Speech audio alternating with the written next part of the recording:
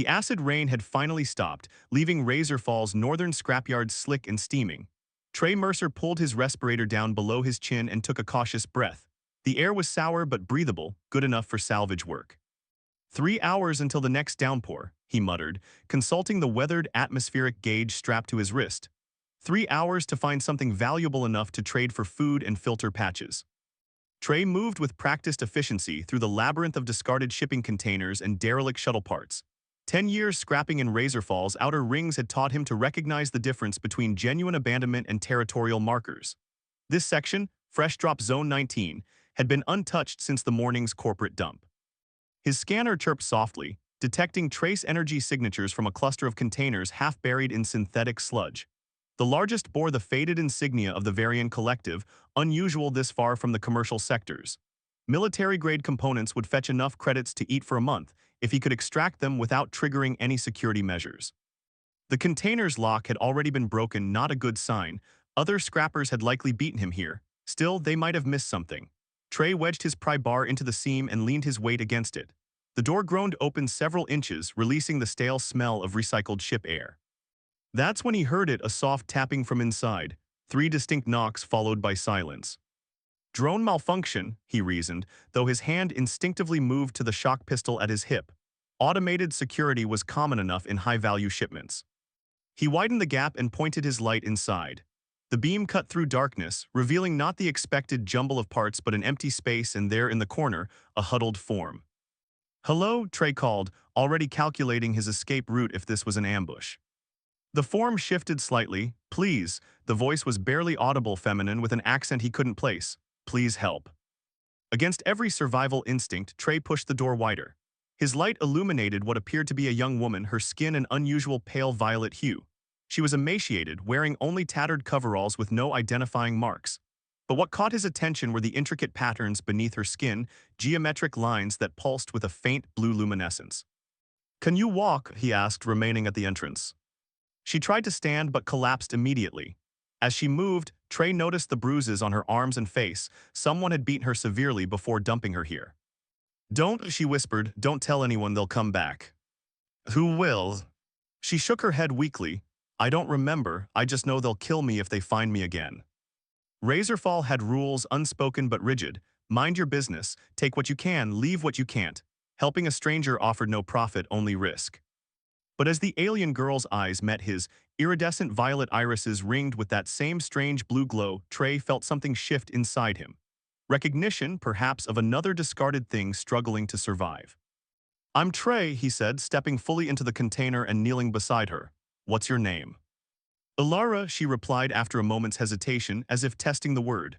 "I think my name is Ilara." He noticed how her markings brightened slightly when she spoke, like circuits activating. "Well, Ilara," he said, removing his thermal jacket and wrapping it around her shoulders, "you picked a terrible place to hide but a decent person to find you." He helped her to her feet, supporting most of her weight against him. "I've got a shelter not far from here, not much, but it's dry."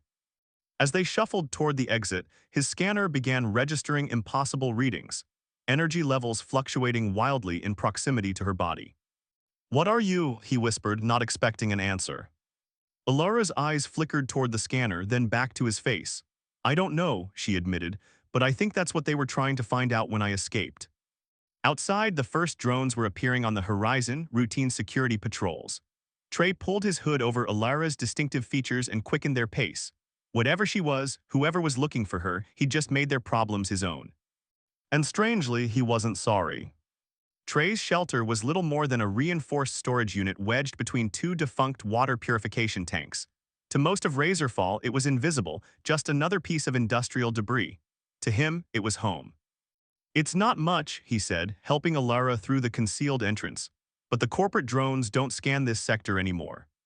Ilara's eyes widened as she took in the space. A hammock suspended from load-bearing beams, shelves of salvaged components organized by potential value, and a small power generator that hummed intermittently. "You live here, alone?" she asked, her voice stronger than it had been in the container. "Just me and whatever I can fix up to sell." Trey eased her onto his only chair, a pilot seat salvaged from a crashed shuttle. "The isolation keeps me off official registries." He rummaged through a crate and produced a nutrient pack and water purifier. This should be safe for your biology. Most species can process these emergency rations. As Alara reached for the water, her fingertips brushed against the purifier's cracked casing. Trey noticed immediately. The hairline fracture that had been spreading for months suddenly sealed itself, the device's indicator light brightening from dull amber to vibrant green. "What did you just do?" he asked, not accusingly but with undisguised wonder. Alara looked equally startled. "I don't," she stared at her hands as the markings beneath her skin pulsed more intensely. "Sometimes things just respond to me." Over the next 3 days, Trey watched in fascination as Alara regained her strength. The bruises faded with unnatural speed, revealing more of the intricate circuit-like patterns that covered her body. They seemed to shift subtly, brightest when she was agitated or concentrating. On the fourth night, Trey returned from a salvage run to find his entire shelter glowing with soft blue light. Alara was asleep in his hammock, caught in the grip of a nightmare, her markings blazing. Every electronic device in the shelter had activated, even those without power sources of their own. "Alara," he whispered, keeping his distance. "Alara, wake up." Her eyes snapped open, glowing brightly before fading to their normal violet. The light show vanished instantly. "I was dreaming of a laboratory," she said, her voice trembling. "People in environmental suits, they were testing me, pushing me until my skin burned with light." She looked at her hands in confusion. "What am I, Trey?" He sat beside her, hesitantly placing his hand over hers. "I've been asking around carefully. The Varian Collective was running a classified program, something about organic power integration." He pulled out a data chip. "I found this in a corrupted terminal. It mentions Project Lumina." When Alara touched the chip, it activated without being inserted into a reader. Holographic schematics projected above her palm, blueprints of what appeared to be a humanoid figure with an intricate network of energy conduits matching the patterns on her skin. "You're not just a person," Trey said softly. "You're a living power source. They engineered you to fuel their ships."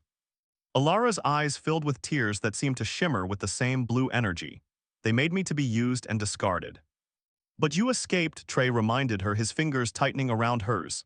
"And you found me." The moment hung between them, charged with something more than just the strange energy that emanated from her. Then a proximity alarm shattered the silence. "Someone's scanning this sector," Trey said, leaping to his feet. "We need to move now." Outside, through the small viewport, they could see it, a military-grade transport descending toward the scrapyard, its searchlights sweeping methodically across the terrain. "They're looking for me," Alara whispered. Trey grabbed his emergency pack. "Then let's make sure they don't find you." As they slipped out through the secondary exit, Alara's hand found his. The connection sent a jolt of something electric through him, not painful but intensely alive. For the first time in years, Trey felt a purpose beyond mere survival. The underlevels of Razorfall were a twisted maze of maintenance tunnels and forgotten infrastructure, the perfect place to disappear or to be disappeared. Trey navigated them with the confidence of someone who had mapped escape routes long before he needed them. "The collective wouldn't send recovery teams for ordinary salvage," he said as they crouched in a defunct ventilation shaft. "Whatever you are to them, it's worth risking corporate territory violations." Alara's markings had dimmed to nearly invisible, a defense mechanism she was learning to control. "I'm starting to remember pieces. They called us vessels, organic batteries designed to interface with their new warship class." "Us, there are more like you." "I think so, I remember. Others, different patterns, different energies." She looked at her hands. "But I was dangerous, unstable," they said. A drone's search beam passed inches from their hiding spot. They pressed deeper into the shadows, Trey's arm instinctively wrapping around Alara's shoulders. The contact triggered that same electric sensation, but stronger now, a hum of energy between them that felt almost magnetic. "We need to keep moving," he whispered, though he made no immediate effort to pull away. "The southwestern tunnels connect to the refinery district. We can lose them in the thermal interference there." For 6 hours they evaded patrols, working their way through increasingly hazardous sections of Razorfall's industrial underbelly. Twice, they nearly walked into mercenary ambushes. The third time, they weren't so lucky. There, an amplified voice echoed down the corridor. "Life signs 1 human 1, anomaly." Trey shoved Alara behind him and fired his shock pistol, more to create confusion than with any hope of stopping their pursuers. "Run, next junction left tunnel."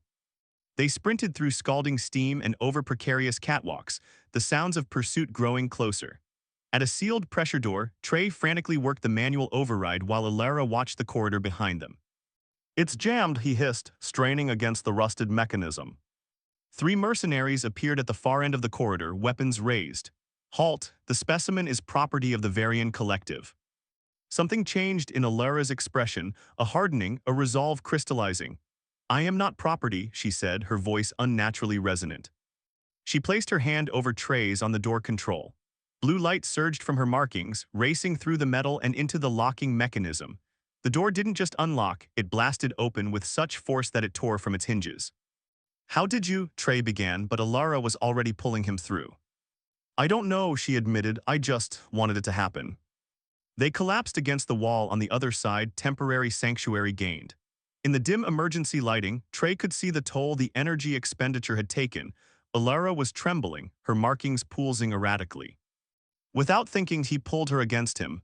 You're incredible, he whispered into her hair. She looked up, surprise giving way to something warmer. Their faces were inches apart now. Despite everything, the danger, the exhaustion, the uncertainty, Trey felt himself leaning closer. Their lips met tentatively at first, then with growing certainty. A literal spark passed between them, a tiny flash of blue energy that neither pulled away from. When they finally separated, Alara's markings were glowing steadily again, more vibrant than before.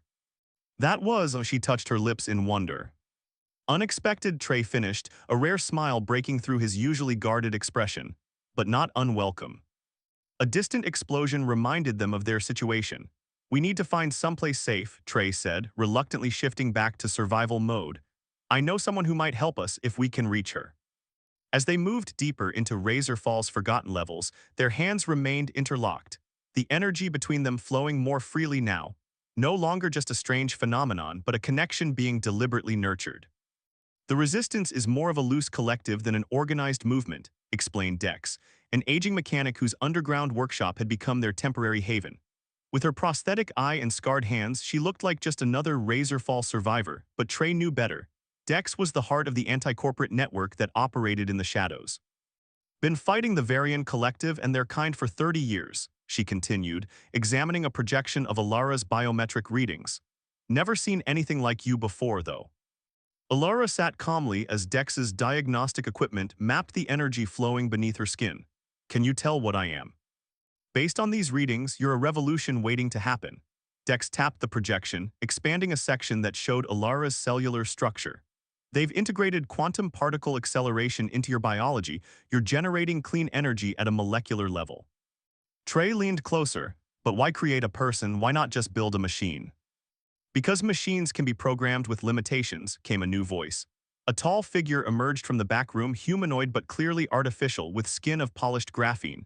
Living things adapt. They evolve beyond their intended parameters. This is Vex, Dex introduced. Former Varian tactical android who decided killing for profit wasn't his purpose. Vex approached Alara with obvious reverence. You weren't discarded, you escaped. I accessed records of Project Lumina when I defected. You are Vessel 8, the only one who managed to break containment during testing. I don't remember escaping, Alara said, her brow furrowing. Because they attempted a memory wipe during recapture. They were transporting you to a secure facility when something went wrong. The transport crashed in the scrapyard. They assumed you perished. Trey felt a chill until her energy signature became active again. Precisely, Vex confirmed.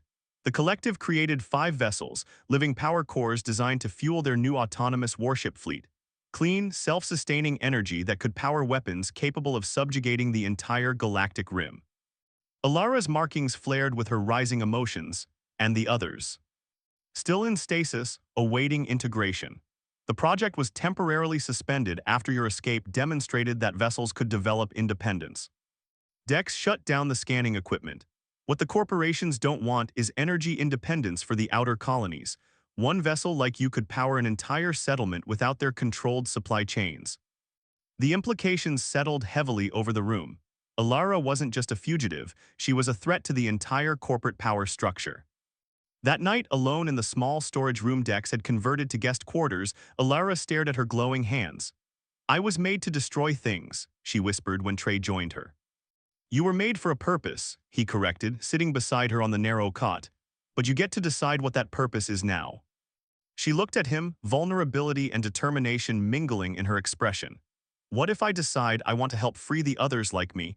It would mean confronting the collective directly. Then I'll be right beside you, The promise came without hesitation. Alara touched his face, her fingertips sending pleasant warmth through his skin. Why, you barely know me, you've already risked everything. Because in a place where everyone takes, Trey said softly, you're the first person who gave something back. He covered her hand with his own. And because when I'm with you, I feel like more than just another scavenger trying not to die. The kiss that followed was deeper than their first, an exploration rather than a discovery. Alara's markings brightened, casting the small room in gentle blue light as Trey's hands traced the patterns on her shoulders, her back, the curve of her waist. Every touch seemed to amplify the energy between them, creating a feedback loop of sensation and emotion. This is new for me, she admitted between kisses. I don't know if I was even designed for this. We don't have to. No, she interrupted, pressing closer. I want to know what it feels like to choose connection instead of having it forced upon me. Their bodies found a rhythm as natural as the energy that flowed through Alara's veins, each touch revealing new constellations of light beneath her skin. When they finally lay entwined in the aftermath, her glow had spread to Trey as well, faint blue traces dancing across his skin wherever they made contact. Is this normal? He asked, watching the light pulse between them. I don't think anything about us is normal, Alara replied, a smile in her voice, but it feels right. The moment of peace was shattered by an alarm blaring through the workshop. They've found us, Trey said, already reaching for his clothes. We need to move. But as they rejoined the others, Dex's expression made it clear. This time there would be no running. The resistance hideout shook with another impact, dust raining from the ceiling. Outside, collective forces had surrounded the abandoned refinery complex, cutting off all conventional escape routes. Orbital scan shows they've deployed a full tactical unit, Vex reported, his artificial eyes streaming data. And something else, a transport ship with specialized containment equipment.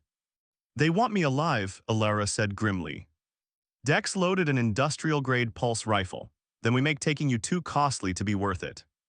But Trey saw the calculations running behind Alara's eyes. You're considering surrendering. If I go with them willingly, they might spare all of you. And turn you into a weapon, he countered. Use you to power ships that will subjugate entire worlds. Another explosion rocked the building. Time was running out. There's another option, Vex said suddenly. The refinery connection grid. It's outdated but still linked to Razorfall's main power distribution network. Understanding dawned on Alara's face. I could channel energy through it, power the entire outer ring directly. It would break the collective's energy monopoly overnight, Dex confirmed. But the grid was never designed to handle that kind of surge. The feedback could kill you. Alara's markings pulsed with determination. Get me to the main coupling station. No one argued, they all recognized the steel in her voice. This was her choice to make. The journey to the refinery's core was a gauntlet of firefights and narrow escapes. Twice, Trey took glancing hits from energy weapons, the second severe enough to leave him limping. When they finally reached the massive coupling station, a cathedral-like space filled with abandoned energy conduits, mercenary forces were only minutes behind. This is it, Dex said, activating the ancient controls. The primary coupling is below. Once connected, you'll have direct access to the entire grid. Alara turned to Trey, her expression a mix of fear and resolve. This might be goodbye. He took her face in his hands. No, this is I'll be waiting because you're coming back from this. Their final kiss tasted of salt and desperation. Then Alara stepped away, moving to the platform that would lower her to the coupling junction. Defend this position, she instructed. Give me time to establish the connection. As she descended, the mercenaries breached the outer door. The resistance fighters took defensive positions, Trey positioned directly above the coupling shaft, determined that nothing would interrupt what Alara needed to do. Below, Alara placed her hands on the massive coupling mechanism. Immediately, her markings flared brighter than ever before, the energy racing from her body into the ancient machinery. The entire facility began to hum with awakening power. Outside, across Razorfall's sprawling expanse, lights that had been dim for generations suddenly blazed to full brilliance. Systems long dependent on rationed corporate energy allocations surged with unlimited power. In the residential sectors, people emerged from their dwellings in wonder as restriction barriers deactivated and climate control systems operated at full capacity for the first time in memory.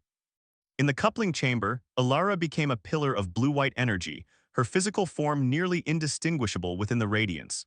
The power she channeled didn't just flow through the grid, it transformed it, repairing corroded connections and bypassing corporate limiters. The mercenaries, witnessing the phenomenon, faltered in their assault. Their commander recognized the implications immediately and ordered a strategic retreat.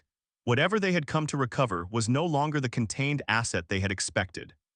When the energy surge finally stabilized, Alara collapsed. Trey rushed to the platform, lowering himself to her side despite the residual energy that made his skin tingle painfully. Alara, stay with me, he pleaded, gathering her limp form in his arms. Her markings were dim, barely visible beneath her ashen skin. For 3 days, Trey refused to leave her bedside in Dex's makeshift medical bay. When Alara finally opened her eyes, the first thing she saw was his exhausted face. "Did it work?" she asked weakly. "See for yourself," he helped her to the viewport. Outside, Razorfall was transformed.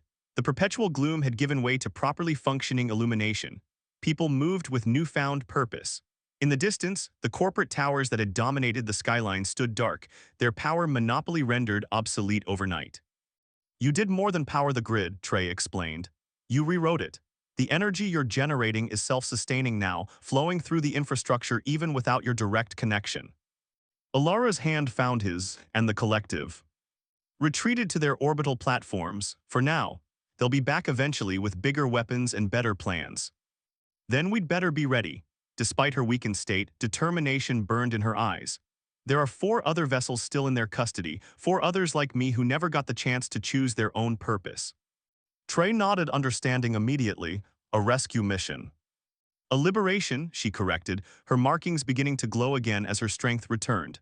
"Starting with Razorfall, then wherever else people are kept dependent and afraid." 3 weeks later, a small ship lifted off from Razorfall's newly functioning spaceport. Its systems ran on an independent power source, a revolutionary technology that corporate scanners couldn't trace. In the pilot's seat, Trey plotted a course toward the Varian Collective's restricted research sector. Beside him, Alara watched her former prison grow smaller against the backdrop of stars. Her hand found his on the control panel, blue energy dancing where their skin met. "Are you afraid?" he asked. "Not anymore," she replied, the light beneath her skin pulsing with confidence. "Not with you." As the ship accelerated into the darkness, Alara's energy signature flared briefly, visible enough that on 4 different research stations, deep in secured laboratories, 4 other vessels suddenly stirred in their containment units, their own unique patterns awakening in response to a call they didn't yet understand but instinctively recognized. A call to freedom, a call to purpose, a call to home.